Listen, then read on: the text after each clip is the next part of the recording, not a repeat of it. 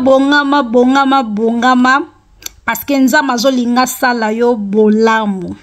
Ah nzambe nanga message ezali destiné kaka na mutu oyo nzambe alingi apambola.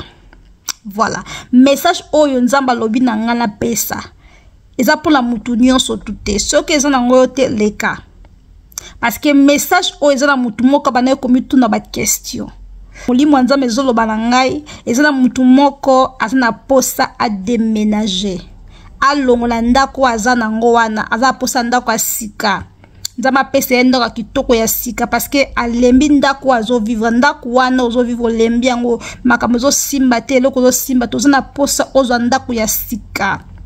Nzambe azoyebisa ngai prépare-toi, prépare tes valises. Bongisa déjà ba valise na yo, bongisa biloko no parce que ozo longwa na ndako wana.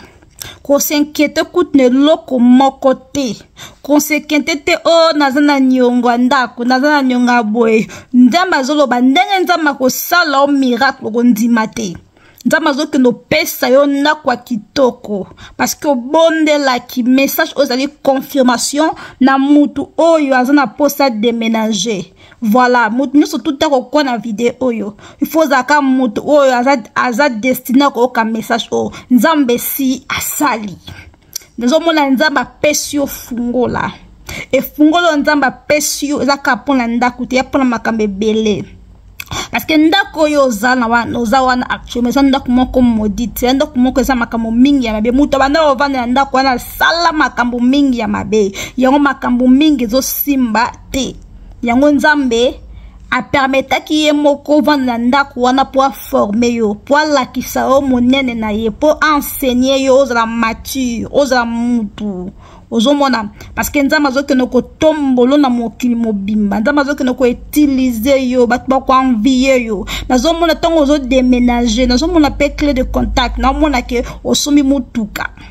Alléluia. Ce qui message eza pona yo yamba yango loba na yambi na zui yango na kombo na Yesu message eza destiné pona ngai na ntika te nzambe akokisa yango na kombo na Yesu ko boss na te ko cha j'aime et kokoma na yambi yango na kombo na Yesu Kristo na yambi yango na makila na Yesu na yambi yango na kombo parce que nzamba zo ke no pesa ondako nzamba zo ke no pesa yo eloko moko yo senga ki ya makasi nzamba zo ke no ko tombola yo pe na zo mona me visibilité nzamba zo ke no ko salo bolamu famille no eko kamwa batu ba ko kamwa parce que nazomona ndenge nzamba zo ke no tombolo parce que tant nazomona lipamboli na simanda kuana nzamba lobi ndako zo pesa yo ezali ndako pesa otombola yo place oya ko sala no makambu mingi ya minene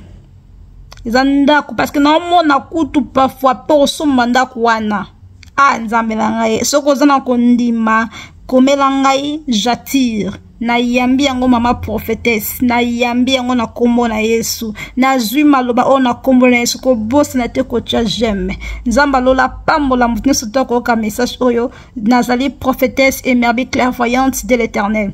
Que Dieu vous bénisse abondamment. Merci. Et surtout de partager.